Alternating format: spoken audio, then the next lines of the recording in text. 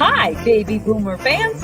We are Jackie and Janine, the Pfeiffer sisters, and love to talk about the 1950s, inviting you to reminisce with us as we explore experiences of that decade.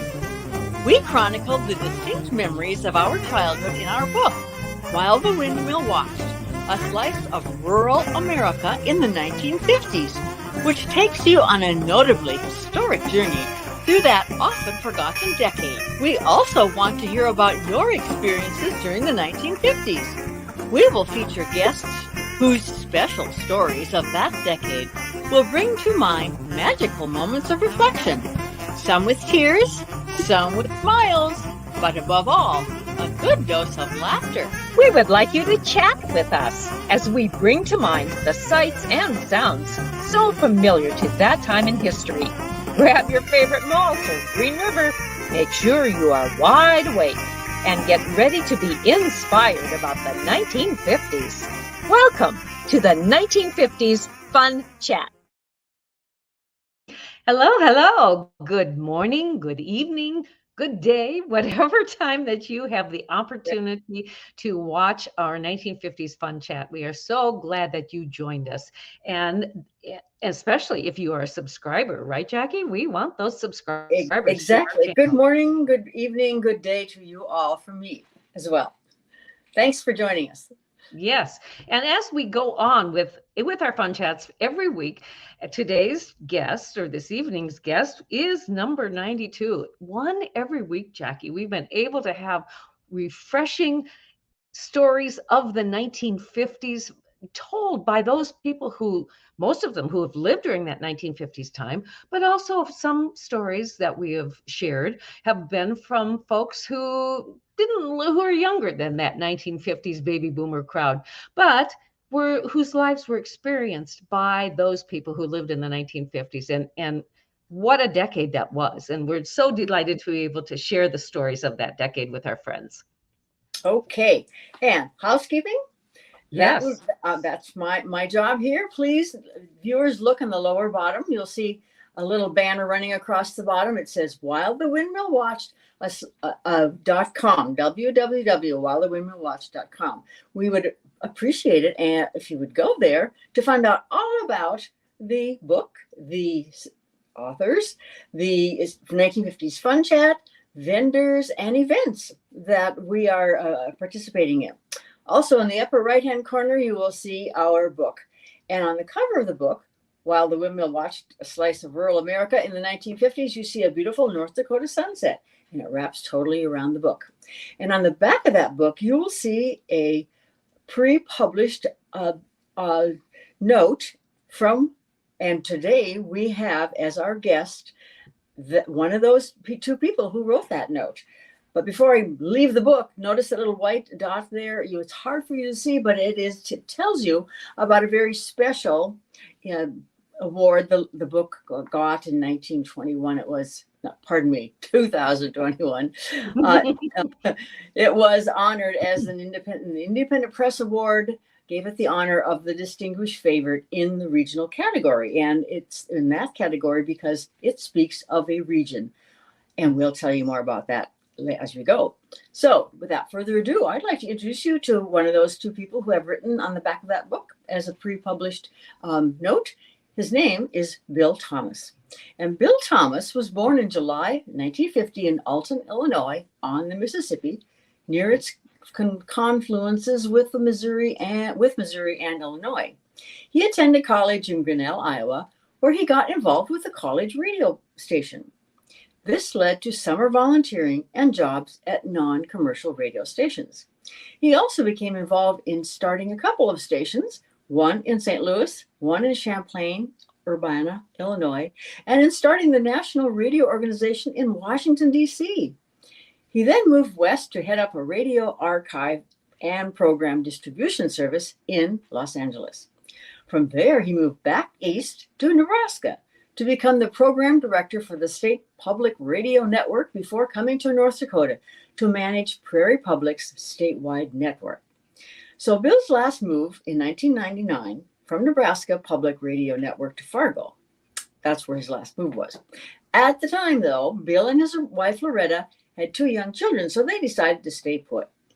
The children have grown and left town, but Bill and Loretta have stayed in Fargo, North Dakota. Now, Bill holds the title of Prairie Public Director of Radio. So, Bill, we welcome you to the 1950s Fun Chat. Well, we'll see. I hope it's fun. Well, it will be. Yes. Put on that fun hat. Here we go. Okay. Let's begin by having you tell us how you were affected by having a radio fall on your head as a toddler. This should be a story, all right. Yes. We're listening. Well, my parents had if you're old enough, you remember there were radio sets that were floor furniture. So they had a set that sat on the floor. It had a fold down turntable to play records, and I played 78s on there. And then above that, there was the radio tuner, and you could, and at the very bottom, right down by the floor, there was a little, a special kind of tube that showed up sort of like an electric eye, and it would pulse with the sound. It's actually electronically, it's kind of a simple thing to do. But it's a little gas tube, and just as the amplitude of the sound would go through it, it would get brighter or dimmer. Well, I liked when I was, this would have been when I was maybe 2.5 or 3. I would lie down on the floor and put my eye right up to that tube and watch the light pulse with the sound.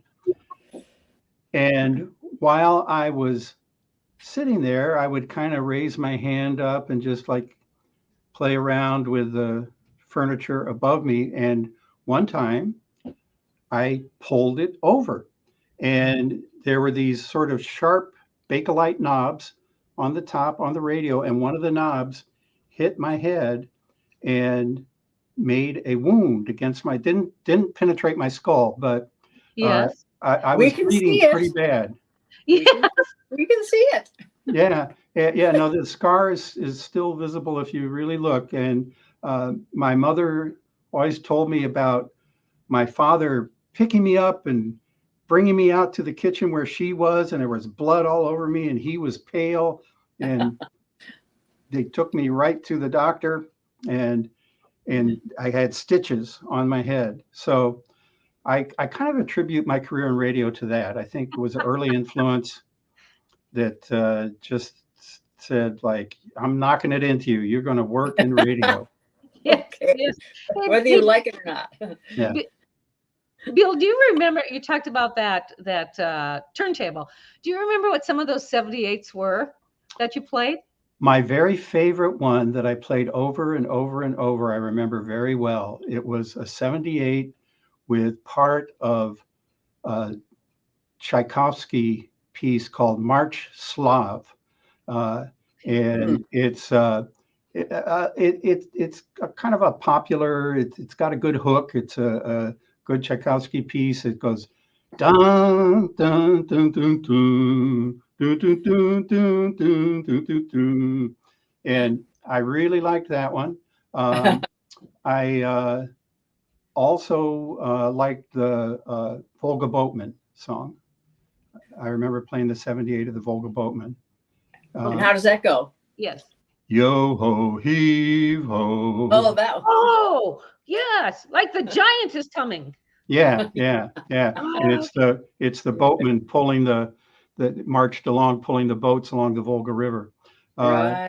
Okay. And that was their chant as they marched along. Yeah, according to the composer. Did you march around the room or with that or do any dance moves when you listen to those records? I don't know. Or did you just keep your eye on the light? Yeah, it might have been lying down there with my eye entranced by the light. Now I know from when I got older, looking at in boxes of old records and stuff, there were different kid songs and things and nursery songs of different sorts. But it's funny; those two are the ones that I really remember from those early days. Did you have any records? They would have been 45s that were yellow vinyl or red vinyl, in kids songs? We, yeah, no, yeah, we had those, and I don't remember if those are ones that I had when I was little, or I had three younger siblings, so we continued to accumulate kid stuff long after I had passed through the stage of using it. So I'm not Sure. quite sure when they came in, but yeah, we had some of those colored vinyl ones. Okay. They So were- in our earlier communication, you mentioned that you had a free range childhood. So for you, what does that mean? Free range. Yeah, and that I've taught, so many people that are older talk about that. At least I've had it come up a lot in conversation, especially as we become parents and we are taking care of our own children, and we're remembering what we used to do as kids with what was considered appropriate now, and realizing that if we treated our kids the way we were treated as kids, we would come in for some severe criticism and even intervention, child protective services, and things like that. The I think there's quite a news story about a parent just a couple of years ago who set up a kind of an exercise for her kids to have them go from her house to the park by themselves, and they had to cross a street. This was in a town, and so they had to cross a couple of streets and navigate a traffic light, and somebody called the police because these children were out there alone going to the park. And so it's in contrast to that I think many of us think about our childhoods and the ways that we were so often without direct adult supervision and just kind of out there on our own. And so that meant a lot of things to me. And of course, for a lot of people, it would depend on what was your environment, what was around you.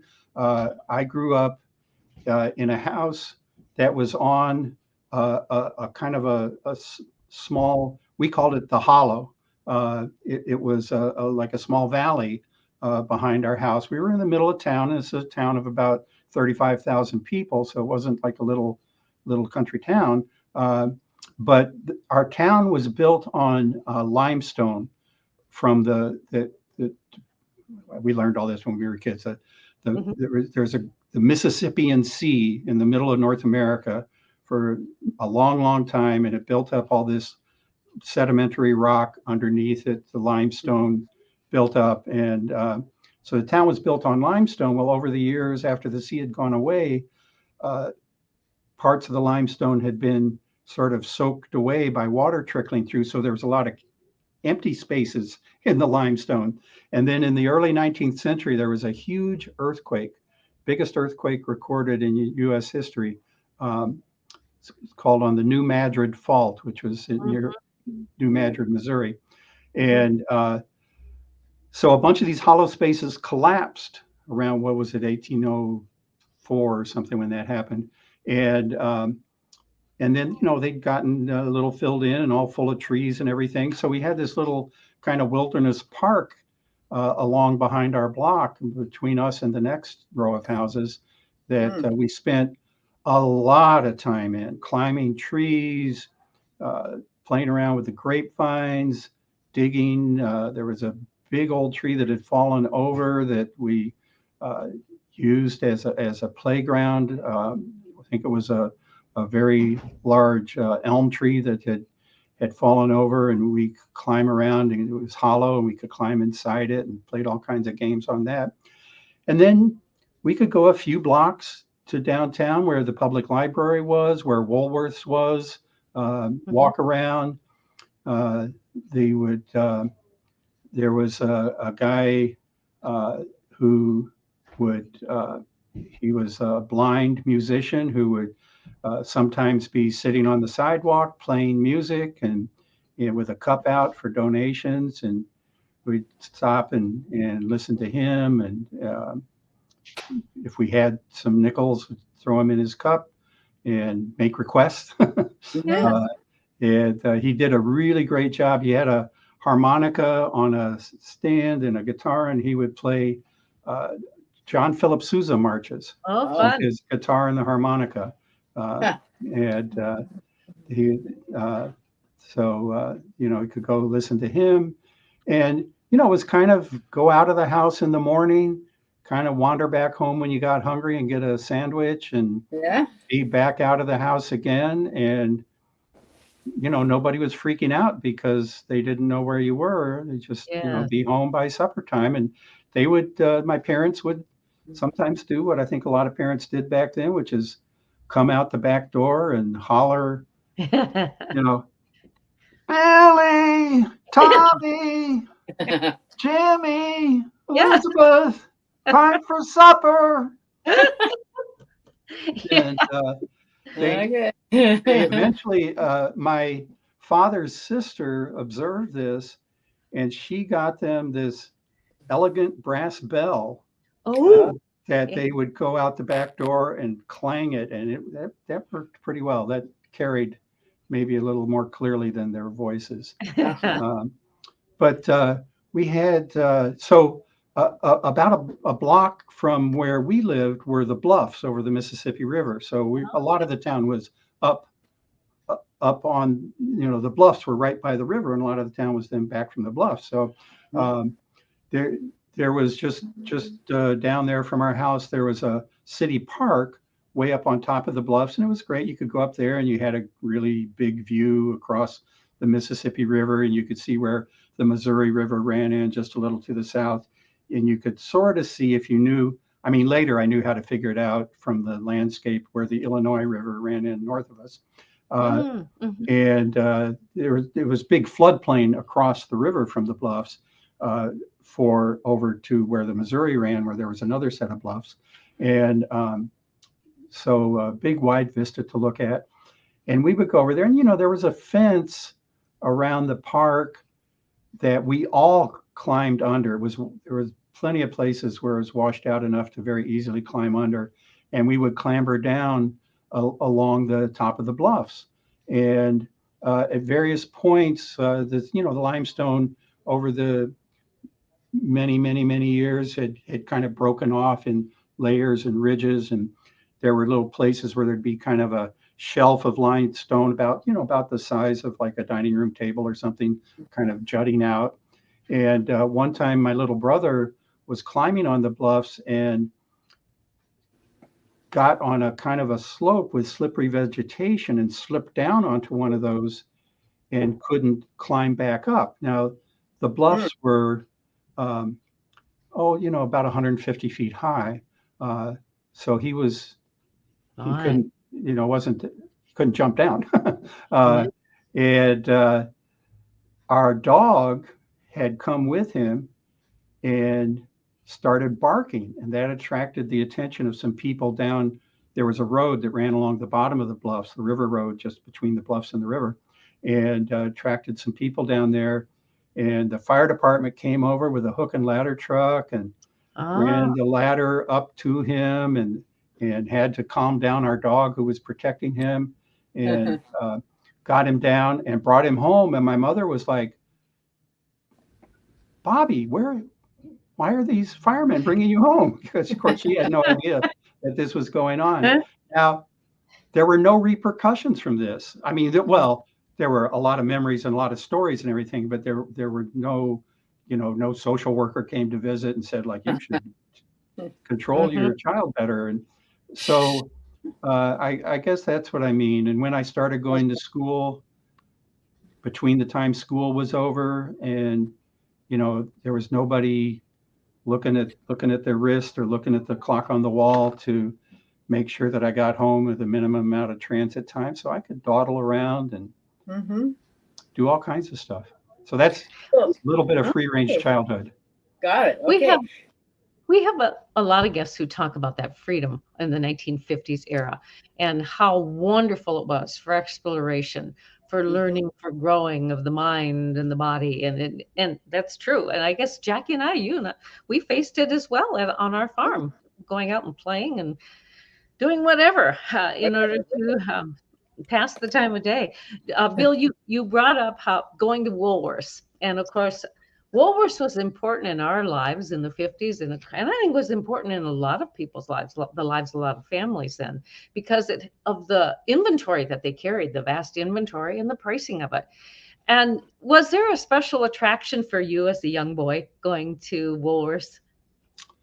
Wintergreen Lifesavers, Oh, definitely one. do you still like them? And yeah, those were my favorite. Okay. I considered myself in the 50s, I think, a kind of a lifesaver connoisseur. So I would sample different flavors and make my judgment, but I always came back to wintergreen. Winter green, as they called it. Did you ever have that again as a gift, or maybe what it was purchased for you? There was it was like a book, and inside were quite a few different rolls, flavored rolls of lifesavers. Did you ever get? No, I don't think so. But I remember getting that as a grab bag gift at one of our H meetings for Christmas. And another thing, sticking with the candy theme, another thing I really liked in Woolworths was Pez. Oh, yes. And because of the dispenser, that was the only reason I liked them. Mm-hmm. They had these little plastic dispensers, so you would load the little Pez tablets into the dispenser. And I distinctly remember that there was one that was shaped like a ray gun from a science fiction cartoon or something. Mm-hmm. And it cost 60 cents. And that was like my first major purchase that I recall. I think it might have been the first major purchase in my life that I actually scraped together 60 cents, walked to the store, several blocks down a steep hill, and got that ray gun Pez dispenser. And then goldfish in plastic bags. That was the other thing. Oh, yes. Goldfish. Yes. Did you keep them alive? Yeah, they sort of. Yeah, we actually had one that because those goldfish, if you keep them alive and you give them like a little larger and larger space in the aquarium, they'll get bigger. And we had one who got quite big and had beautiful long the fins like hung down like shawls and veils. Did you name it? Yes, we did. And I'm embarrassed to say we named her after my father's sister. We called her Aunt Betty.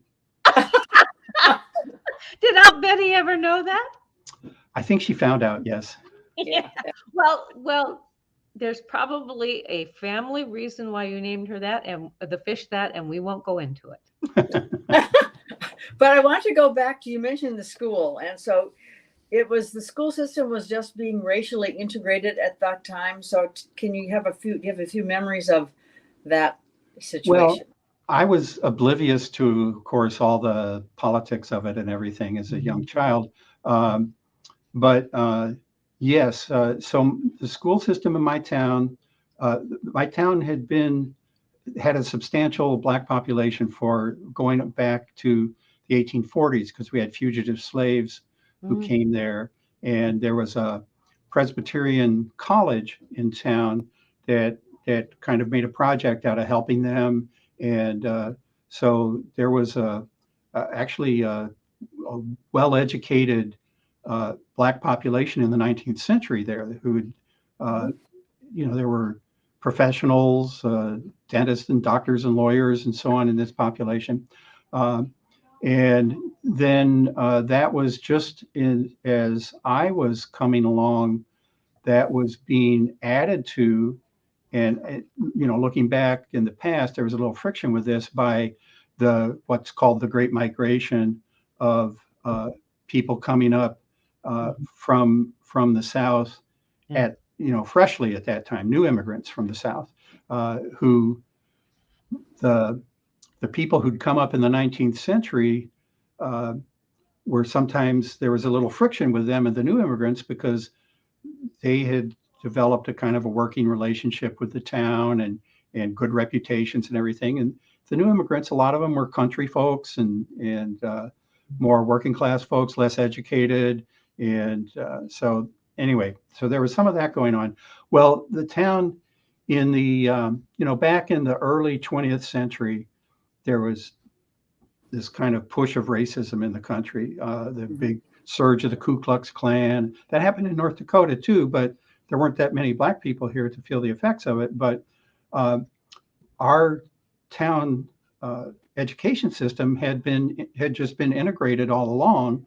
But in the 20s, the Ku Klux Klan and other people pushed against it and forced segregation on the system. And Black leaders in town actually boycotted the school system for a couple of years in protest to this, trying to reverse it, but they eventually gave up. So from sometime in the 20s up until just like around when I was born in 1950, the school system had been segregated. So as I was starting kindergarten, they were just starting to integrate it again. So they'd had separate schools. So there were whole separate school buildings for the Black students, and those were actually mostly closed down, not entirely, and they were just integrated into the mainstream, the white system, and so that was just happening. And I guess one anecdote I have from that is when I started kindergarten, there was an African American kid in my class with me, Spencer Fleming. I still am occasionally in touch with him on Facebook. And my mother was very conscious about this integration that was going on. And I had not really been directly in contact with any Black people as a little kid. So, she was just concerned that I might, how I would react and so on. And she says the first day when I came home from kindergarten, she asked about the other students, and I was talking about, telling different things, and there was this kid and that kid and so on. And I said, oh, and there's one kid who's different from all the others. And she said, what's his name? And I said, Spencer. And she knew that was the Black kid. And she said, oh, and she's like preparing her whole lecture about, now we understand the skin, and she said, how is he different? And I said, he wears suspenders and everybody else didn't. So, Yay! So she had to kind of back off her lecture a little bit. So, that integration in our town went, there weren't any big public kerfuffles or fuss over it. Went fairly well. There's certainly, as I went along in high school, I was a senior in high school when Martin Luther King was assassinated. And, there was certainly some conflict at that time. I'm sure there was individual friction as people went along. But, there were always Black kids in all my classes all the way through school. And that's I just considered that normal, which was, I didn't realize it was a new thing for the town. And therefore, I would anticipate then that the downtowns didn't have separate bathrooms for white people and colored people. They didn't. And, I don't know if they used to. But they certainly didn't when I started going there, because of course, I was a little kid. I used the bathroom in the library and the Woolworths and the Sears and the A&P, and I don't remember any separation like that. Okay. So we're going to go back to, or not back to, but continue with the 50s, but tell us about discovering the magic of radio in the 1950s. Well, there were, I had kind of two initial, this is sort of like remembering your first dog or something. I had two initial radios. One of them, it was ostensibly a gift from my grandmother, though I'm sure she didn't pick it out. It was a transistor radio. And so it was, about 2 inches thick and the size of like a small paperback book or something like that. And had a little fold out antenna that you'd pull out on the top of it. And it was an AM radio, of course, because at that time FM had actually been officially started by the FCC, but there were no FM stations around and that anybody was interested in. So so I had that radio, and so that was fun. And I would tune in primarily to the pop music station from St. Louis, because we were near St. Louis. We were in that kind of broadcast area, and that would play top 40, which again in the 50s, the top 40 could actually include quite a few different types of music. Being in the radio industry, I'm conscious of how that really changed, and how the different music genres really separated out. In the 50s, they were not so separated. So it wasn't assumed that if you liked country music, you wouldn't like a big band tune, or you wouldn't like these new rock and roll things that were coming on. So the top 40 stations would play instrumentals like "Peg of My Heart," which is just kind of a nice big band dance tune. They would play novelty songs, with funny voices, and you could hear country songs, and just whatever was getting attention in the country, they would play it. So it was a real interesting and by contemporary standards, an extremely eclectic mix. So it was all, very popular stuff, nothing real obscure. And you would even, there would occasionally be a sort of light classical music that would get played on this station. So that was fun, and you could carry it around, and I would bring it to school, but they told me, like, you can't play it during school, but I could play it, during recess and after school. So that was fun.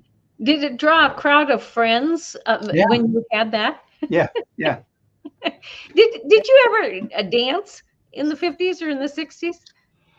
I'm trying to remember. I'm sure I just danced silly little kid dances, but in terms of really sort of actual dance, I'm trying to remember. My parents had me take dance lessons because they considered learning how to ballroom dance would be an advantage in life. They had me take piano lessons for the same reason. How do you feel about that? Both of them, were they correct? Advantage? Well, the ballroom dancing I have not followed up on, so that turned out to be a bit of a misfire, I think.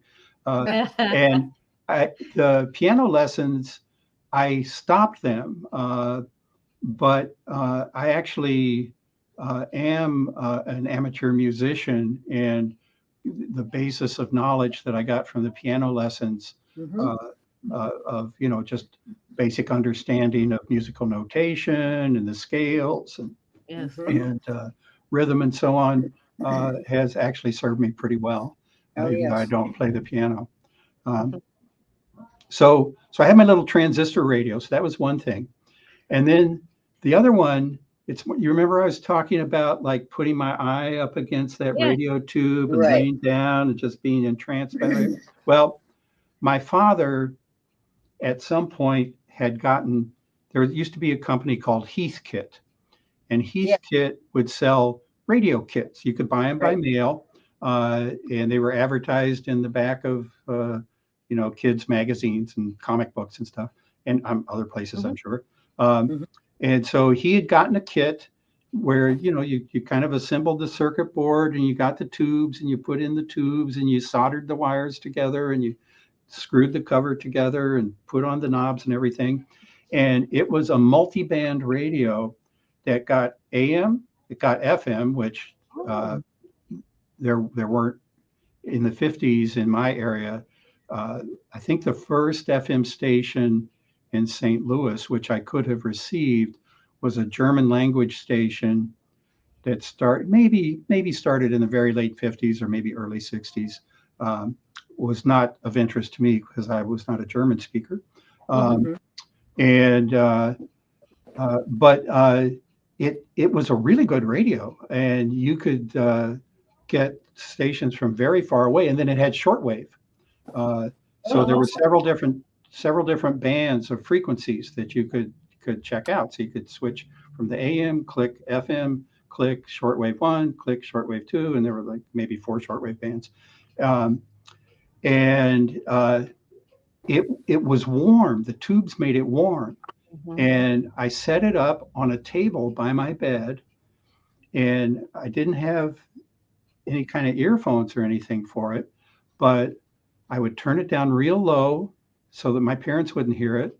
After I was supposed to be in bed and asleep, and I would just lay there with my ear against that warm radio, and it had this kind of orange glow inside from the tubes, and I would just tune around, and I would listen to, oh, I'm hearing a station from Texas.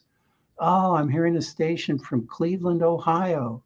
Oh, and I'd switch to the shortwave, and I actually loved listening. Sometimes you'd hear data or code transmissions that were not language; they were just sounds, and I would listen to those just, I would listen to those for a while, and then I'd tune over, and you could hear Radio Luxembourg, and you could hear radio from Albania, and from France, and from England, and from Mexico, and what happened to that little Heathkit? It eventually bit the dust. It did. Yeah. I kept it around for a while as a kind of a memento, and somebody got me a sort of an equivalent of a solid state radio, a Sony, that kind of was the same sort of thing with all the shortwave bands and the FM and the AM, and it worked better, though it wasn't warm and it didn't glow. Yeah. Okay. So that brings me to a question. You hear of radio, each station has a call letter. So some are K and some are W, and et cetera, et cetera. Would you explain the reasoning and the reasoning by call letters, and what do they mean? Well, so originally the stations were just identifying themselves all kinds of ways when radio was first starting up. And it wasn't clear. I mean, the whole idea of broadcasting hadn't really gelled in the early days. So there was a big international meeting where they decided that individual transmitters, which could be anything from like an amateur with a little transmitter in their basement up to, say, like a newspaper with a big transmitter on their top floor, or Sears, with a big transmitter. Anyway, they decided everyone was going to be assigned an alphanumeric call sign. These are the letters that you're talking about. And that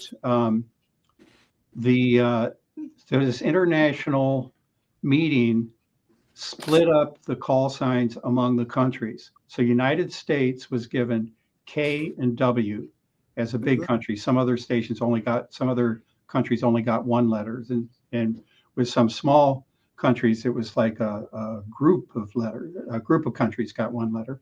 But anyway, the United States got K and W. And initially, when you went to the FCC, you would say what you wanted your call letters to be, and they were initially 3 letters.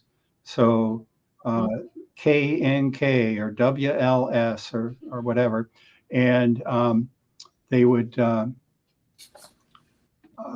just let you have them if nobody else had them. And then they decided after a little bit that they were going to split the country, and it was going to be split by the Mississippi River. And one half was going to get K's and the other half was going to get W's. And just, I don't know, they thought that would, I'm not sure why they thought that would be better, but they thought maybe that would help people. Maybe they thought it would help people identify the stations better. So, and then eventually they switched to 4-letter calls because there were too many stations, and the amateurs got longer call letters with more of an alphanumeric combination, while the bigger stations and the FCC, the Federal Communications Commission, developed a classification system for stations according to how much power they had. And so, stations got call letters for all different kinds of reasons. They might pick it because they just thought it was a memorable combination of letters. One of the stations I listened to a lot growing up was KXOK. And I'm sure they was just like, hey, that just sounds cool. XOK. WLS in Chicago was owned by Sears. It's the world's largest store. So that was their little chip. And the Chicago Tribune started WGN, which was the world's greatest newspaper. Sometimes people would, and I don't know the story behind, like in Fargo, WDAY is one of the older stations here. And that is just probably DAY is just kind of a nice name to have. And sometimes it would be the initials of the owner or the initials of the owner's beloved child, or many different reasons. The first radio station in North Dakota was KFJM Jamestown, in Grand Forks. And so some UND students kind of worked it up and got it going. And the KFJM in Grand Forks actually has a pretty decent claim to being the first radio station in the United States. That honor is usually given to the station at the University of Wisconsin, but there were a lot of people experimenting around with broadcasting in different ways, and exactly when you became a broadcast station wasn't a clear-cut line in those early days. The first commercial station was in Pittsburgh, KDKA, but actually North Dakota's got a claim to possibly the first broadcast station. Good deal. Bill, we are nearing the end of our broadcast already. This has gone quickly. I would like you to recall what was a fun memory of the 1950s? Oh gosh, there's a lot of them. One. Okay. So for the first few years of my life, we lived outside of town and in a house where it was in a small hamlet, I guess, a small village, I guess you'd call it. And we had on the south side of the house, there was an orchard with cherry trees and apples. And on the east side of the house, there was a half an acre of asparagus and a half an acre of raspberries. It's across a little drainage, just a very small little drainage ditch that was easy to cross from our yard. And I remember going back there with my first dog, Rags, and we would just spend so much time out there among the trees and the bushes and chasing after groundhogs and rabbits. And we'd occasionally run into hobos from the railroad line that ran nearby, and they would ask me if I could go ask my mother for a sandwich that they could have. And it was, and eating raspberries when they got ripe, I didn't eat the asparagus out of the ground, but I did get the raspberries off the bush. That was just great, just hanging out there in the summertime with the dog, with Rags the dog. You betcha. And is there anything particularly from the 1950s that has influenced you in your adult life? Well, that radio falling on my head, I think that for sure. No, I think, we did talk about the school integration thing, and and some of the things that were going on at that time, I've always had, and I've come to kind of understand, a big force in my life has been trying to help people to understand each other better. Somebody who wrote a profile of me once used the headline, he's an activist for understanding. And I thought, I guess that's kind of what I'm after. And And I feel like that did take shape in the 50s with the experience I had there. And so.